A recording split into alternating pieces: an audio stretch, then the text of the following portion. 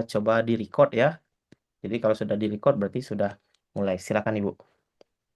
Ya, saya izin share dulu ya, Pak.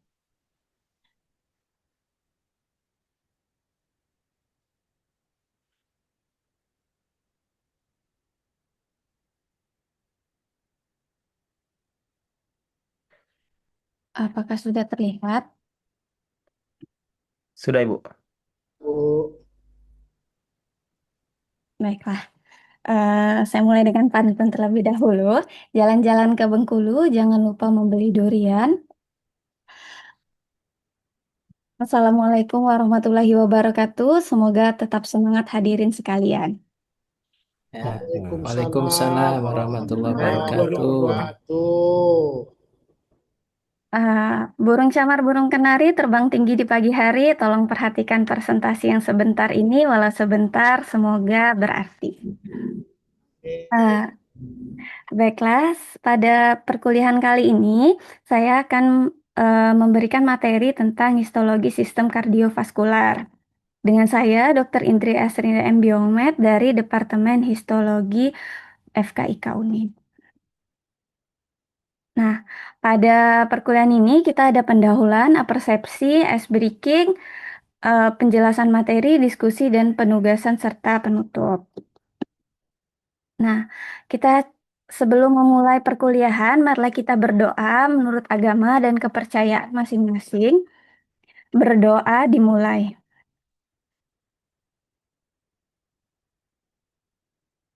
Berdoa selesai. Baiklah, saya akan mengecek kehadiran para ananda peserta mahasiswa pada perkuliahan hari ini. Yang pertama itu ada Arvika Fauzia. Hadir, Bu. Bagaimana kabarnya, Arvika? Alhamdulillah sehat, Ibu. Alhamdulillah. Yang berikutnya ada Hutri Agus Romi. Bu, ada Bu. Bagaimana Siap. keadaannya, Saudara Hutri, Ananda Hutri? Fine today. Oke. Oke. Selanjutnya ada Ananda Warisudin Soleh. Siap, Bu. Ya, bagaimana Semangat. kabarnya? Tetap semangat, Bu. Tetap semangat, bagus ya. Selanjutnya ada Ajat Sudrajat. Hadir, Bu. Bagaimana kabarnya, Ajat? Alhamdulillah, baik, Bu. Alhamdulillah. Sherly Susanti Penton. Hadir, Bu. Apa kabarnya, Sherly? Lagi nggak enak badan, Bu. Aduh, semoga tetap semangat ya untuk di perkuliahan yang sebentar ini. Kasih, Bu. Ya, semoga lekas sehat ya. Eh, Baiklah, pada perkuliahan ini merupakan sub CPMK 1 di mana capaian pembelajarannya mahasiswa mampu mengenali dan menjelaskan struktur histologi kardiovaskuler, fungsi dan dinamikanya, serta mampu mengaplikasikan histologi dengan korelasi fungsional dan klinis. Nah, untuk itu kita menonton video sejenak. Para Ananda silakan memperhatikan video sebentar ya. Apakah jelas videonya? Jelas, Bu. Silakan Jelas, diperhatikan Bu. terlebih dahulu ya.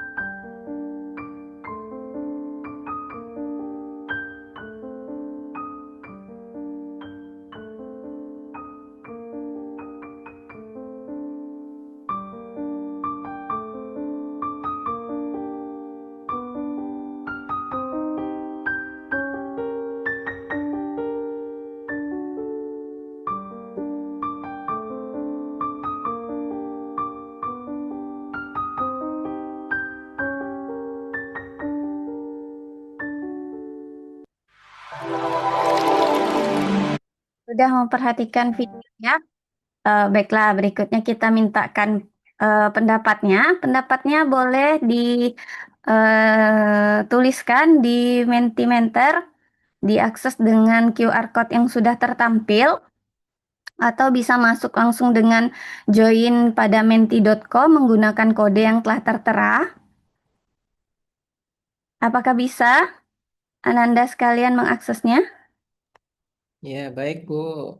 Baik, selanjutnya kita cek dulu ya Mentimeternya. Ah,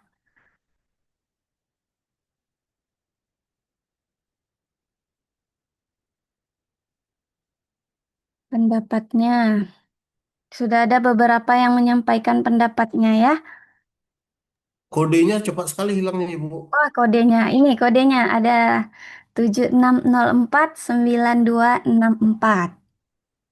Biar tetap semangat nih, ujungnya 4. Di kolom chat, Bu, dibuat, Bu. Di kolom chat sebentar ya.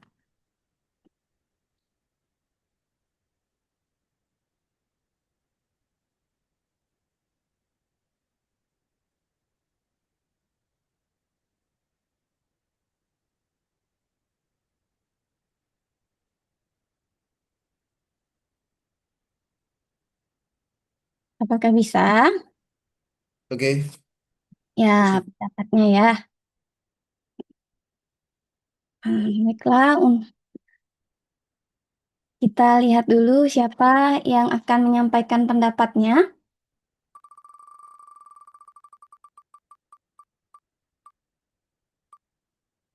Ada Ananda Hutri Agus Romi. Kepada Ananda Hutri Agus Romi ya. Silakan menyampaikan terlebih dahulu pendapatnya dari video yang telah dipaparkan. Maaf, Ibu. Tadi begitu videonya diputar, itu sinyal saya kok nggak bagus, Bu. Jadi saya nggak begitu jelas gitu, Bu. Oh, baiklah. Jadi secara umum saya kasih penilaian good aja, Bu, gitu. Good aja. Baiklah, kita coba pendapat yang lain ya. Terima kasih, Bapak San Ananda Hutri. Nah, selanjutnya ini ada Ananda Arvika. Bagaimana pendapatnya Ananda Arvika? Iya, Bu. Menurut saya itu tadi laki-lakinya serangan jantung, Bu. Ya, tepat sekali ya. Capean. Iya, bagaimana? Serangan jantung kecapean, Ibu. Ya, terima kasih ya Ananda. Arvika, ya benar sekali. Ananda Arvika dan Ananda yang lainnya mungkin yang sudah menyampaikan pendapat bahwa video tadi ini berkenaan dengan serangan jantung yang tiba-tiba terjadi pada saat olahraga.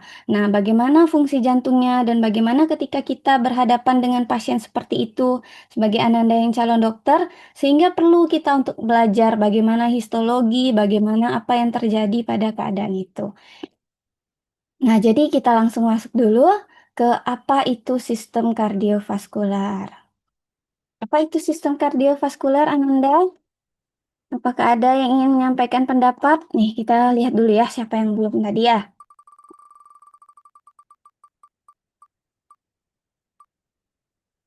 Nah, Ananda Warisudin. Ananda Warisudin, apakah hadir? Ya, siap, Bu. Ya, apa menurut Ananda Warisudin eh, tentang apa itu sistem kardiovaskular? Nah, bisa dilihat dari gambar ini ya. Itu Kira-kira tentang apa? itu sistem pertahanan jantung mungkin, Bu. Oh iya, terima kasih ya Nanda Larisudin tentang pendapatnya. Ya, Jadi, Bu. sistem kardiovaskular itu masuk dalam sistem sirkulasi yang terdiri atas eh, jantung, arteri, dan kapiler serta vena dan pembuluh limfe. Nah, jadi tugasnya untuk Ananda bisa membaca dulu, baca buku histologi kedokteran pada bab kardiovaskular. Ini salah satu penulisnya adalah saya dan rekan-rekan histologi kedokteran saya di Indonesia. Jadi silakan membaca di bab kardiovaskular ya. Mungkin sekitar 15 menit. Sudah selesai membacanya, kita lanjut lagi dari bermain histologi sistem kardiovaskular. Untuk pemanasan dan mengecek apa yang hasil bacanya tadi ya. Silakan bergabung di join quizisnya.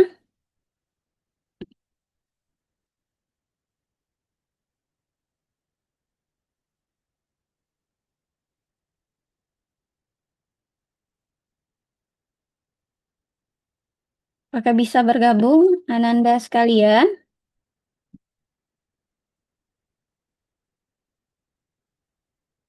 Halo, saya kirim ke itu ya, ke chat. Ya, baik Bu.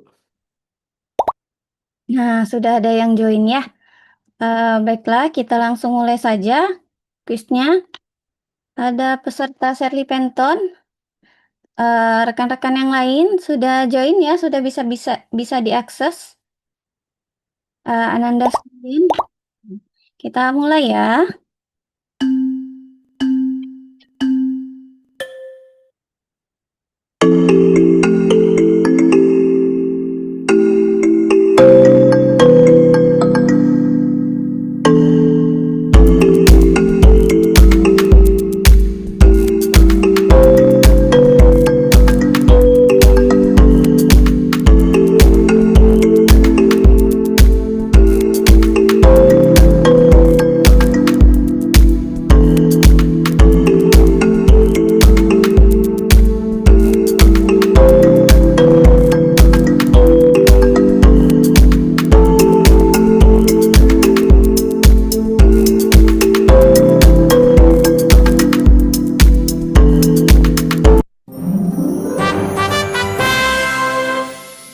Adalah tiga teratas dari kuis hari ini ada Shirley Penton, Arvica dan Ajat Sudrajat.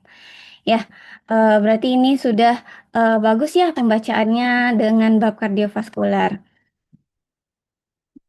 Kita lanjutkan tentang pembahasan dari jantung itu sendiri.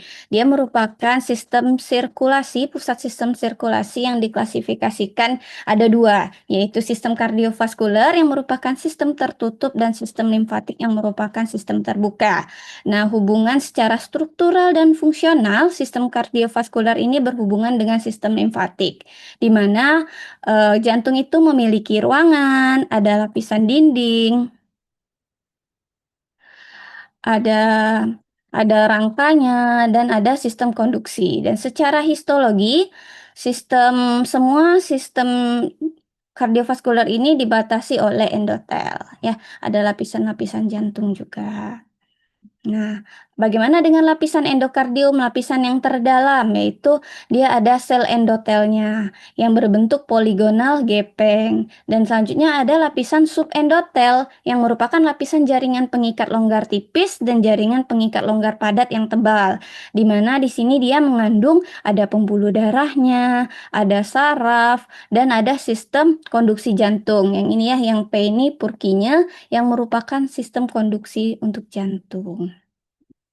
Nah, dan lanjutnya adalah lapisan miokardium atau lapisan paling tebal yang merupakan otot jantung. Dia berbentuk seperti anyaman-anyaman serabut ya. Elastisnya berada di antara-antara sel otot jantung ini. Nih, yang saya tunjuk dengan laser ada yang garis-garis itu merupakan serabut elastis yang berada di antara otot-otot jantung. Nah, dia paling tebal di ventricle karena daripada dinding atrium, karena ventricle yang dari bacaan sebelumnya ya diketahui bahwa ventricle ini merupakan ruangan jantung yang gunanya untuk memompakan darah ke seluruh tubuh. Jadi dia bekerja lebih sehingga dia memiliki otot yang lebih tebal. Dan selain itu, di otot jantung ini juga ada musculus papillaris pada ventricle. Di sini ada histologi dari sel otot jantung, bisa dilihat ini ada intinya, yang titik-titik warna ungu ini N ya. N ini nuklei ya, yang merupakan inti. Terus ada I, ini diskus intercalaris yang merupakan batas antara satu sel otot jantung dengan sel otot jantung lainnya. Dan ini ada garis-garis nampak seperti anyaman, inilah serat-serat otot jantung. Jika dilihat dengan perbesaran yang lebih besar, kita akan nampak nih satu sel otot jantung, di tengahnya ada inti dan ada ruangan yang putih-putih ini. Isinya itu glikogen yang merupakan nutrisi untuk kontraksinya otot jantung. Selanjutnya ini ada perikardium atau pembungkus jantung. Nah, pada pembungkus jantung ini di tepi-tepinya itu permukaannya dilapisi oleh sel mesotel. Dan Dia ada ruangan yang berisi dengan pelumas atau cairannya sehingga ketika kontraksi jantung itu tidak bergesekan dengan pembungkus jantung. Dan yang bisa kita lihat secara histologi ini adalah lamina visceralnya. Nah, untuk klasifikasi pembuluh darah, ini ada arteri, vena, dan penghubung arteri vena, bisa seperti metarteriol dan kapiler lainnya, atau anastomosis pada bagian ini ya, atau pembuluh darah dalam bentuk khusus. Nah, ini adalah jenis-jenis pembuluh darah. Dari jantung sendiri akan bercabang lagi pembuluh darahnya. Pembuluh darahnya ini ada yang elastika arteri, ada yang muskular arteri, ada yang arteriol hingga kapiler. Nah, perbedaan pembuluh darah ini masing-masingnya dia dilihat dari susunannya, tunika eksternalnya bagaimana, tunika media, tunika intima, dan endotelnya. Pada elastika ini kita bisa lihat bahwa eh, lapisan tunika eksternanya ini lebih tebal menjadi ciri khasnya ya. Di nama lainnya adalah pembuluh darah besar, baik vena maupun arterinya. Dan kalau yang muskular atau pembuluh darah yang sedang ini, dia khasnya itu pada tunika medianya yang banyak sel-sel otot polosnya. Dan berikutnya itu adalah venula atau pembuluh darah kecilnya. Dan untuk persambungannya atau percabangannya, anastomosisnya itu ada kapiler yang dilapisi oleh sel-sel endotel. Nah, permasalahan klinis salah satu contohnya adalah endotel. Tadi ya, ada endotel itu sebagai antitrombogenik. Jadi ketika endotel rusak atau karena lesi aterosklerosik sehingga jaringan ikat subendotelnya akan terpapar ke luar sehingga terjadi pengumpulan trombosit, akan membentuk trombus dan akan menghasilkan emboli. Emboli ini yang bisa bergerak kemana-mana ketika dia sampai ke suatu pembuluh darah yang kecil atau seukuran dengan emboli dan dia akan menyumbat pembuluh darah tersebut sehingga membahayakan jiwa. Ya, bisa kematian. Nah, dan klinis lainnya adalah degeneratif arteri. Dari kita lahir sampai kita meninggal akan terjadi proses degeneratif di mana adalah normal kalau kita adanya penuaan ya. Terus kejadiannya itu seperti penebalan merata di tunika intima atau bisa terjadi obstruksi yang bisa menyebabkan nekrosis. Nah, sampai di sini apakah ada diskusi? Ada yang ingin ditanyakan Ananda sekalian? Mau bertanya, Bu, Ya, silakan Ananda. kalau jantungnya orang yang perokok itu kemana bentuknya itu, Bu? Oh iya. Sudah hancur atau kemana, Bu? Oh iya, terima kasih pertanyaannya ya sungguh luar biasa. Sebenarnya kalau melihat dari bentuk jantung akan tetap seperti itu, tidak akan hancur ya. Cuma ada permasalahan pada fungsi jantungnya dan pada bagian dalamnya. Tadi bisa kita lihat ada sel endotel, ada dinding-dinding pembuluh darahnya. Nah, disitulah yang berubah. Nah, jadi bentuk dalamnya itu akan lebih meluas, melebar, sehingga darah yang lewat itu merasa sempit. Nah, jadi mungkin seperti itu ya. Apakah bisa dipahami, Ananda? Siap, Bu. Oke, Bu. Oke, Bu. Baiklah. Tadi sudah kita diskusi, baiklah kita selanjutnya itu pada penugasan atau kasus. Jika Ananda sekalian ini ya, seorang dokter, nih, kita sudah berperan sebagai seorang dokter. Nah, ada ketemu pasien, seorang pria berusia 58 tahun datang ke IGD dengan keluhan nyeri dada hebat ya, nyeri dada hebat yang menjalar ke lengan kiri dan leher sejak 3 jam sebelum masuk rumah sakit. Dia ada riwayat hipertensi, merokok lebih dari 20 tahun. Pemeriksaan EKG menunjukkan tanda infak miokard akut. Nah, pada pemeriksaan histopatologi jaringan jantungnya diambil setelah kematian, tampak gambaran serabut otot jantungnya kehilangan stria melintang dan inti selnya mengalami hipnosis dan disertai dengan infiltrasi di sekitar area nekrosis. Nah, ini untuk diskusi. Penugasannya, sebutkan ciri histologi normal jaringan otot jantung. Lalu apa perubahan histologinya yang sudah dipelajari tadi ya, yang terjadi pada jaringan jantung setelah infark miokard akut itu. Apa tahapan secara kronologisnya? Selanjutnya juga jelaskan dari pelajaran tadi, coba Ananda aplikasikan hubungan dari gambaran histologi dengan temuan gejala klinis pada pasien ini. Nanti selesai diskusi, kita akan presentasikan ke depan. Ketuanya sudah ditunjukkan sebelumnya ya. Eh, Mungkin tadi tentang es durian, siang-siang minum es durian, jangan lupa pakai biji selasi. Cukup sekian, terima kasih. Mungkin itu saja perkuliahan hari ini. Sebelumnya, apakah ada yang bisa menyimpulkan sambil mengisi link kehadiran? Apakah ada yang bisa menyimpulkan perkuliahan hari ini? Sambil menunggu, sukses tak datang kepada mereka yang hanya diam dan berharap. Sukses datang kepada mereka yang mau belajar, bekerja keras, dan tidak menyerah pada rasa malas. Ada yang bisa menyimpulkan, Ananda sekalian? Kita spinner lagi ya. Siapa tadi yang belum?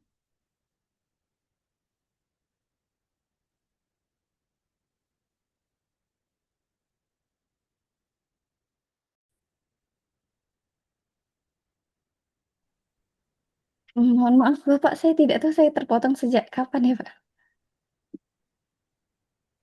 Baru Oh, terpotong. baru. Baik, sudah Sudah, selesai Bu ya. sudah terima kasih ya tadi, Pak.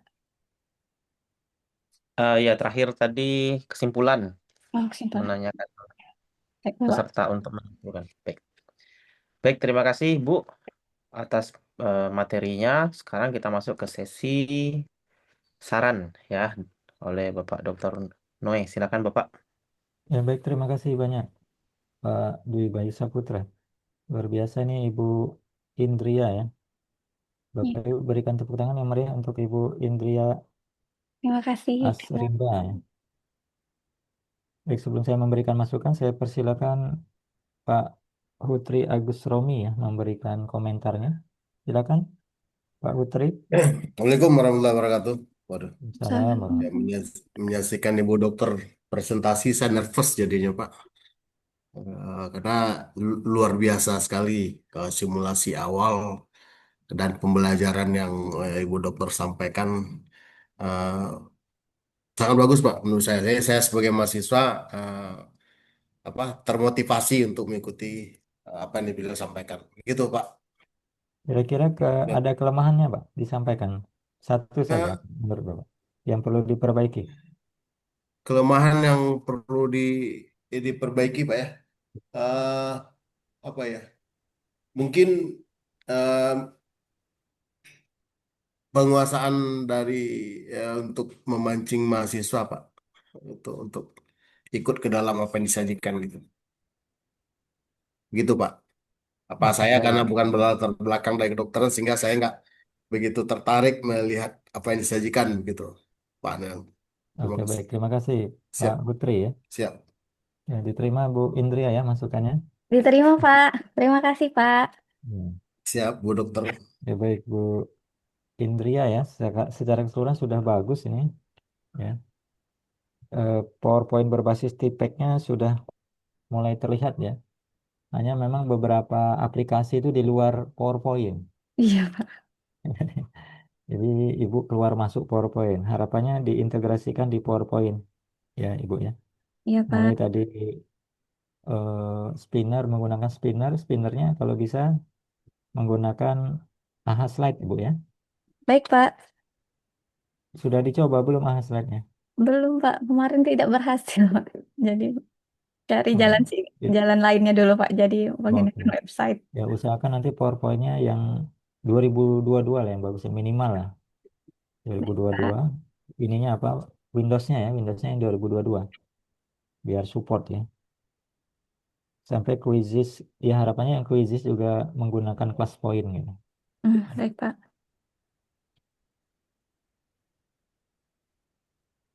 Nah, untuk pengelolaan kelasnya sudah bagus, ya. Hanya memang di PowerPoint-nya harus lebih jelas, Bu. Kalau membaca, jangan hanya membaca, bacalah gitu. Bingung anak-anak nanti. Hmm. Jadi kita sebagai pendidik harus sejelas-jelasnya memberikan tugas itu, Bapak Ibu. Satu, bacalah buku ini. Bukan hanya membaca, waktu membaca itu apa yang di ini? Misalnya satu, ringkaslah. Tapi terkait dengan materi ya. Iya, Pak. Ringkaslah satu, apa tadi misalnya pengertian histologi sistem kardiovaskuler. Dua apa, tiga apa, empat apa gitu. Harus lebih jelas. Lima misalnya solusi yang diberikan untuk kasus yang ada dalam bacaan itu kalau bisa bukan hanya dari buku, Bu, satu jurnal. Karena Baik. ini kan menyelesaikan kasus ini, Ya, Pak. ya. Satu jurnal yang bagusnya malah dua, membandingkan dua konteks gitu kan. Ketika Anda misalnya menjadi dokter, bertemu dengan pasien dengan keluhan ini. Nanti ada yang konteks yang keduanya dengan keluhan ini dijawab dengan jurnal yang ini, dengan keluhan yang ini dengan jurnal yang ini gitu, Bu. Sehingga kalau diberikan kasus dia bisa memilih solusi yang terbaik gitu, bisa mengkombinasikan atau bisa memilih salah satu. Kemudian setelah Ibu memberikan penguatan itu dites kembali, Bu, ya, sebelum diberikan kasus itu untuk memastikan pemahaman konsep mereka. Jadi sebagai pendidik itu penting Bapak Ibu memastikan mahasiswa itu paham materi, ya, sebelum diberikan kasus atau sebelum diberikan proyek. Ya, kalau konsepnya lemah pasti kasusnya juga tidak maksimal nanti diselesaikan gitu. Ya, jadi harus dipastikan. Itu bedanya antara case method dengan project based learning. Ya kalau mengapa apa problem based learning ya. Jadi kalau problem based learning itu khusus untuk anak sekolah dasar. Ya kalau problem based learning. Kalau case method untuk perguruan tinggi bedanya penguasaan konsep harus kuat kalau di perguruan tinggi itu case method. Kalau di sekolah dasar itu problem based learning itu penguasaan konsep tidak harus kuat karena akan selalu dibimbing oleh guru. Karena ini pembelajaran andragogi ya, pembelajaran orang dewasa itu ya kita membimbingnya jangan terlalu membimbing juga gitu kan. Jadi diberikan kemandirian juga gitu.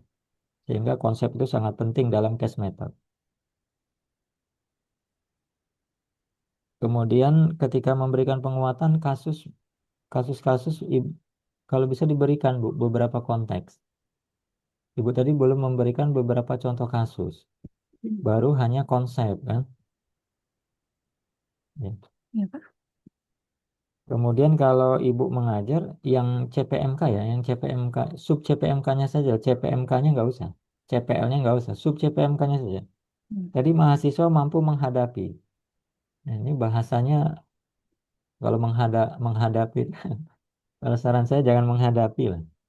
Apa? Menganalisis lah ini kan menganalisis ya, mendiagnosis lah kan istilahnya ya, mendiagnosis kan.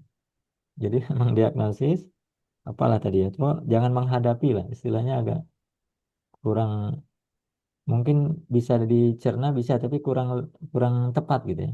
Mendiagnosis lah nggak usah. Satu itu aja gitu kan. Nggak usah. Tadi kan Ibu sampaikan tiga-tiga loh CPL. Malah bingung mahasiswa nanti. Satu aja untuk satu pertemuan ini.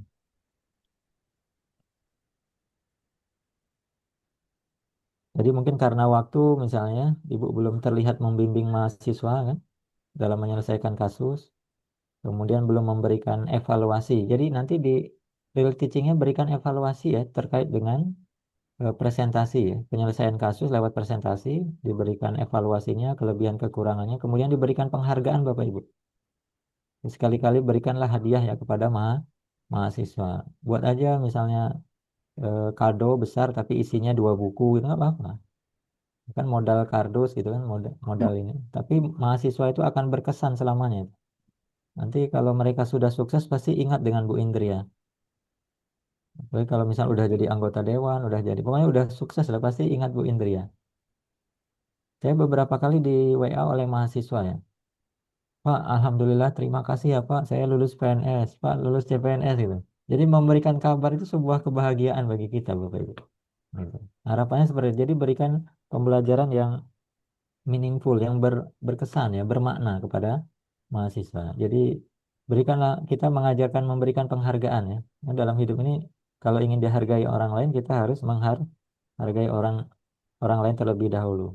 Kalau kita berbuat baik itu sebenarnya berbuat baik untuk diri kita, Bapak Ibu. Kalau dalam kitab kalau kami Muslim ya, kalau berbuat jahat itu sebenarnya berbuat jahat pada diri kita sendiri, Bapak Ibu. Itu ya. Itu poin pentingnya dalam hidup itu, Bapak Ibu. Ya. Saya kira itu untuk Bu Indria ya. Terima kasih banyak, Pak. Selamat sekali lagi Ibu. Suara Ibu memang ciri khas ya, agak serak-serak gimana gitu ya. Atau masih kurang pede nih. Grogi, Pak. Masih grogi ya. Tapi itu mudah-mudahan ya, karena ini berproses ya. Lambat laun nanti suaranya akan lebih stabil. Ya, terima kasih. Saya kembalikan ke Pak Dwi Bayu Saputra. Baik, terima kasih Pak Dr. Noe. Jadi Bapak Ibu, kalau ingin dihargai, mulailah menghargai terlebih dahulu ya. Terima kasih Bapak. Kita lanjut ya untuk peserta ketiga.